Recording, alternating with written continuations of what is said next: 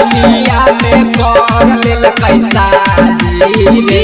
हमर मनवा जब जाई होलिया में कर लेल कैसा चढ़ल हौ फागुनमा देखाऊ न समानमा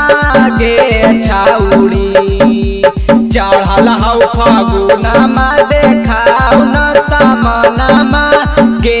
छौरी रंग दे तो दुनु जबानामा कुन दानामा गे छौरी रंग दे तो दुनु जबानामा मुन चुनामा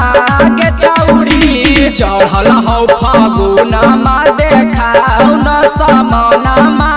गे छौरी चढ़ल हौ फागुनमा देखाऊ न समानमा गे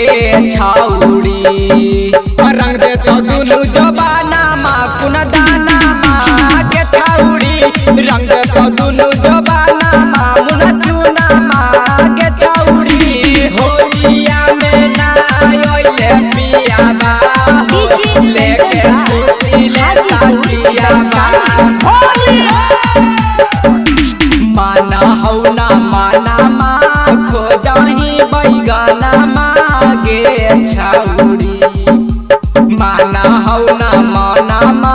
खोजही बैगनामा गे छौरी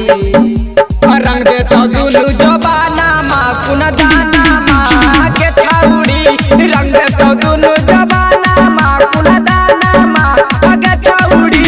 माना हौ ना मानामा खोजही बैगनामा गे छौरी माना हौ ना मानामा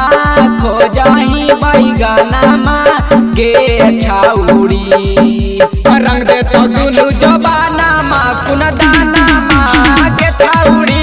रंग दे तो चिकन समानामा चना दानामा गे छौरी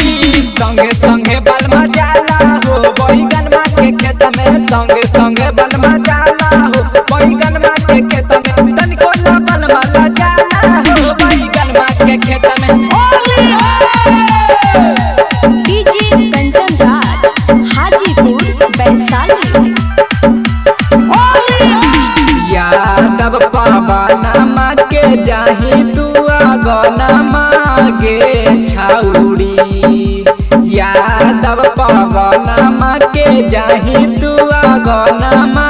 गे